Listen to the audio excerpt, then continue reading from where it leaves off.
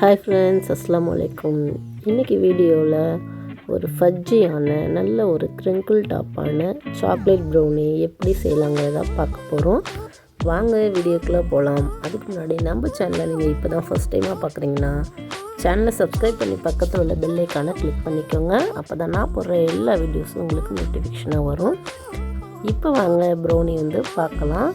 அதுக்கு ஃபஸ்ட்டு நான் ஒரு பாத்திரத்தில் நல்லா தண்ணி கொதிக்க வச்சு எடுத்திருக்கேன். இப்போ சாக்லேட்டையும் பட்டரையும் நம்ம டபுள் பாயிலிங் மெத்தடில் மெல்ட் பண்ணி எடுக்க போகிறோம். நீங்கள் டைரெக்டாக அடுப்பில் வச்சு கண்டிப்பாக மெல்ட் பண்ணாதீங்க. அந்த மாதிரி பண்ணும்போது ரொம்ப ஒரு மாதிரி மெல்ட் ஆயிடுச்சு அப்படின்னா சாக்லேட்டும் பட்டரும் சேர்ந்து திரிஞ்ச மாதிரி ஆயிரும். அதனால் இந்த மாதிரி தண்ணியை தனியாக எடுத்து வச்சு நீங்கள் மெல்ட் பண்ணுங்கள். ஸோ இதோட மெஷர்மெண்ட் எல்லாமே நான் கீழே டிஸ்கிரிப்ஷனில் கொடுக்குறேன். நீங்கள் தெளிவாக பார்த்துக்கோங்க. ஸோ சாக்லேட்டையும் பட்டரையும் ஃபஸ்ட்டு நான் மெல்ட் பண்ணி எடுத்துக்கிறேன். ஸோ நீங்கள் சாக்லேட்டையும் பட்டரையும் மெல்ட் பண்ணும்போது அதை ஹீட்டில் அப்படியே வச்சுட்டா மெல்ட் ஆயிரும் அப்படின்னு அதை அப்படியே வைக்கக்கூடாது. வச்சிங்க அப்படின்னா அது ஒரு மாதிரி திரியாக திரிஞ்ச மாதிரி ஆயிரும். அதனால் இந்த மாதிரி ஒரு ஸ்பேச்சுலாவோ ஸ்பூனை வச்சு நல்லா மிக்ஸ் பண்ணி கொடுத்துட்டே இருக்கணும். ஸோ அப்போ தான் கரெக்டான கன்சிஸ்டன்சியில் சாக்லேட்டும் பட்டரும் மெல்ட் ஆகி கிடைக்கும் நமக்கு. ஸோ இப்போ பாருங்கள், பட்டரும் சாக்லேட்டும் நல்லா மெல்ட் ஆயிடுச்சு. ஸோ சாக்லேட் கட்டி இல்லாமல் நல்லா மெல்ட் பண்ணி எடுத்துக்கோங்க.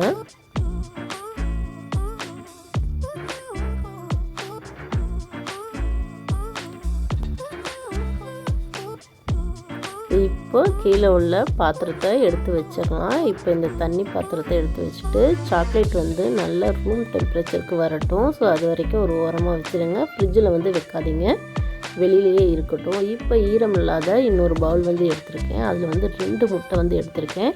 ஸோ இந்த 2 முட்டையும் ரூம் டெம்பரேச்சரில் இருக்கணும். முட்டை நீங்கள் ஃப்ரிட்ஜில் வச்சுருந்தீங்க அப்படின்னா ஒரு 2 மணி நேரத்துக்கு முன்னாடி எடுத்து வெளியில் வச்சுருங்க. முட்டை கண்டிப்பாக கூலிங்காக இருக்கக்கூடாது, ரூம் டெம்பரேச்சரில் தான் இருக்கணும். அதுவும் இல்லாமல் முட்டை நல்ல ஃப்ரெஷ்ஷான முட்டையாக எடுத்துக்கோங்க. 2 முட்டையை இந்த பவுலில் நான் உடச்சி ஊற்றிக்கிறேன். ஸோ இந்த ப்ரௌனி செய்கிறதுக்கு நமக்கு எக்கு பீட் பண்ணுறதுக்கு எலக்ட்ரிக் பீட்டர்லாம் தேவையில்லை. நமக்கு கையில் விஸ்க் இருந்தாலே போதும். நம்ம ஈஸியாக பீட் பண்ணி எடுத்துடலாம். ஸோ விஸ்கே இல்லைனாலும் நீங்கள் மிக்ஸி ஜார் வச்சு யூஸ் பண்ணி கூட இதை நம்ம மிக்ஸ் பண்ணி எடுத்துக்கலாம். ஜஸ்ட்டு மிக்ஸ் ஆகி வந்தால் போதும். நான் இந்த எலக்ட்ரிக் பீட்டரோட இந்த பீட்டர் தான் எடுத்திருக்கேன். கையிலேயே நான் பீட் பண்ணி எடுக்க போகிறேன்.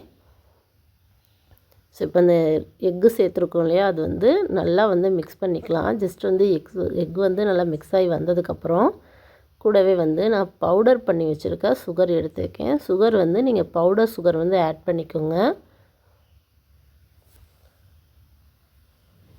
ஸோ அப்போ தான் நமக்கு சுகர் சீக்கிரம் நல்லா கரைஞ்சி வரும். ஸோ இதோட மெஷர்மெண்ட் எல்லாம் நான் கீழே டிஸ்கிரிப்ஷனில் கொடுக்குறேன். கண்டிப்பாக நீங்கள் போய் செக் பண்ணி பார்த்துட்டு நீங்கள் ட்ரை பண்ணி பாருங்கள். சுகர் ஆட் பண்ணதுக்கப்புறம் நல்லா மிக்ஸ் பண்ணிக்கலாம். சுகர் கரைஞ்சால் போதும். ரொம்ப நமக்கு கேக் செய்கிற மாதிரி இந்த எக்கும் சுகரும் நல்லா ஃப்ளஃபியாக வரணும் அப்படிங்கிற எந்த அவசியமும் இல்லை. ஜஸ்ட் அந்த சுகர் நல்லா கரைஞ்சி வந்தால் போதும். நீங்கள் கையிலேயே நல்லா மிக்ஸ் பண்ணிக்கோங்க. இல்லை நீங்கள் பீட்டர் வச்சுருக்கீங்க அப்படின்னா பீட்டரில் ஃபஸ்ட்டு ஸ்பீடில் போட்டுட்டு ஜஸ்ட் ஒரு 10 செகண்ட் மட்டும் மிக்ஸ் பண்ணி எடுத்துக்கோங்க. இப்போ பாருங்கள், நல்லா எக்கும் சுகரும் மிக்ஸ் ஆகிருச்சு. இப்போ ஏற்கனவே மெல்ட் பண்ணி வச்சுக்கோ சாக்லேட்டையும் பட்டரையும் சேர்க்கணும். அதுக்கு முன்னாடி ஒரு 1/2 டீஸ்பூன் அளவுக்கு வெண்ணிலா எசன்ஸ் நான் சேர்த்துக்கிறேன். சேர்த்துட்டு இப்போ மெல்ட் பண்ணி வச்சுருக்க சாக்லேட்டையும் பட்டரையும் லைட்டாக ஒரு மிக்ஸ் கொடுத்துட்டு அதுக்கப்புறம் அதில் ஆட் பண்ணிக்கோங்க. ஏன்னா ஆறுனதுக்கப்புறம் அதில் உள்ளே கொஞ்சம் டைட்டாக இருக்கும். ஸோ அதனால் நான் லைட்டாக மிக்ஸ் பண்ணிவிட்டு இப்போ அதில் ஆட் பண்ணிக்கிறேன்.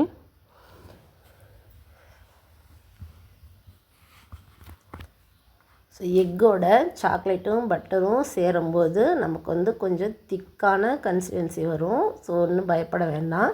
ஸோ அப்படி தான் இருக்கும், கொஞ்சம் திக்காக வரும். ஸோ நல்லா அதை மிக்ஸ் பண்ணிக்கலாம்.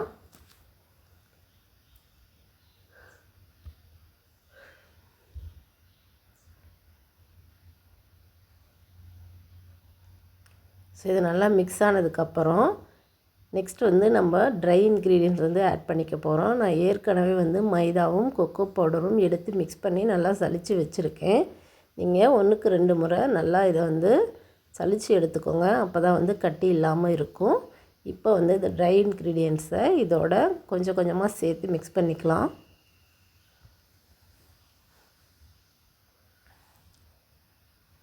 ஸோ இதை வந்து நீங்கள் நல்லாவே மிக்ஸ் பண்ணி எடுக்கலாம். கேக் மாதிரி மிக்ஸ் பண்ணுறதுக்கு வந்து பயப்படணுங்கிற அவசியம் இல்லை.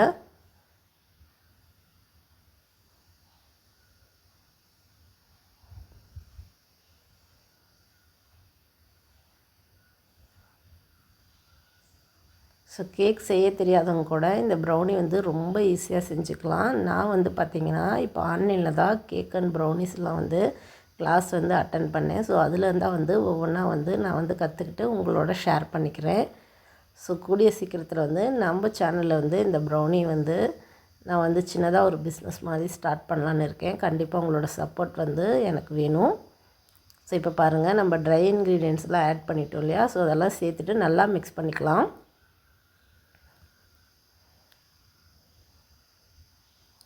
லாஸ்ட்டாக வந்து ஒரே ஒரு பிஞ்ச் வந்து சால்ட் வந்து சேர்த்துக்கிறேன். ஸோ இந்த ப்ரௌனிக்கு வந்து நம்ம பேக்கிங் சோடாவோ பேக்கிங் பவுடரோ எதுவுமே தேவையில்லை. ஸோ ரொம்பவே சூப்பராக வரும் இது.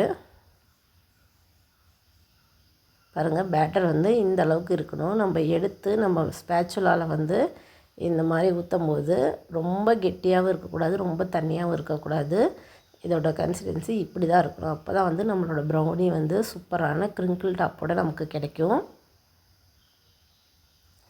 இப்போ ஆல்ரெடி வந்து ஒரு பட்டர் பேப்பர் போட்டு ஒரு 7 இன்ச் அளவுக்கு ஸ்கொயர் டின் வந்து நான் வந்து பட்டர் பேப்பர் போட்டு ரெடி பண்ணி வச்சுருக்கேன். ஸோ அதில் வந்து நம்மளோட பேட்டரை வந்து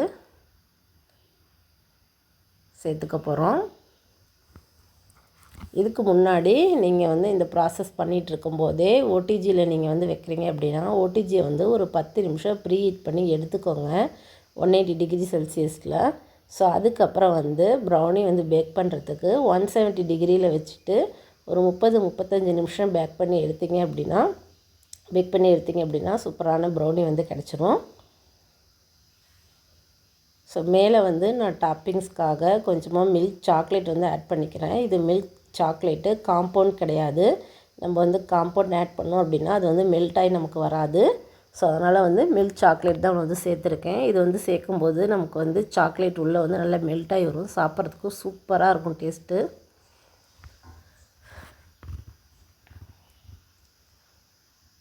ஸோ பேட்டரை ஆட் பண்ணிவிட்டு ஒரு ஸ்கியூவர் வச்சு அதை வந்து ஏர் பபிள்ஸ்லாம் ரிமூவ் பண்ணிவிட்டு அதுக்கப்புறம் ஒரு 2 டைம்ஸ் வந்து நல்லா டேப் பண்ணிவிட்டு அதுக்கப்புறம் வந்து மேலே வந்து நான் சாக்லேட் ஆட் பண்ணியிருக்கேன். ஆட் பண்ணிவிட்டு நான் பேக் பண்ணிவிட்டு காட்டுறேன் பாருங்கள். ஸோ இப்போ வந்து ஆல்ரெடி வந்து ஓடிஜி வந்து நான் ஹீட் பண்ணி வச்சுட்டேன். இப்போ வந்து ஒரு 35 மினிட்ஸில் வச்சுருக்கேன். ஸோ 35 மினிட்ஸ்க்கு அப்புறம் நம்மளோட சாக்லேட் ப்ரௌனி ஃபட்ஜியாக செம்மையாக இருந்துச்சு. ஆனால் ப்ரௌனி வந்து நீங்கள் நல்லா ஆற விட்டுறணும். ஆறுனதுக்கப்புறம் தான் நீங்கள் வந்து அந்த டின்னை விட்டு நீங்கள் ரிமூவ் பண்ணணும். இல்லைன்னா வந்து எடுக்கும்போது ரொம்பவே அது ஃபுல்லாகவே உடஞ்சி வந்துடும். அதனால் நல்லா ஆறுனதுக்கப்புறம் நீங்கள் வந்து பீஸ் போடுங்க. ஸோ டின்னை விட்டு ரிமூவ் பண்ணி எடுத்துகிட்டு அதுக்கப்புறம் வந்து பீஸ் பண்ணுங்கள். டின்னுக்குள்ளேயே வச்சுட்டு நீங்கள் வந்து பீஸ் போடாதீங்க. அது மாதிரி எடுக்கும்போது உடைஞ்சி வரும். பாருங்கள், உள்ளே நம்ம சாக்லேட் சேர்த்து வந்தோம் அது எந்த அளவுக்கு மெல்ட் ஆகி வந்திருக்குன்னு. ஸோ கண்டிப்பாக இந்த ப்ரௌனி ரெசிபி உங்களுக்கு பிடிச்சிருக்குன்னு நினைக்கிறேன். பிடிச்சிருந்துச்சுன்னா சேனலை சப்ஸ்கிரைப் பண்ணி சப்போர்ட் பண்ணுங்கள். தேங்க்யூ.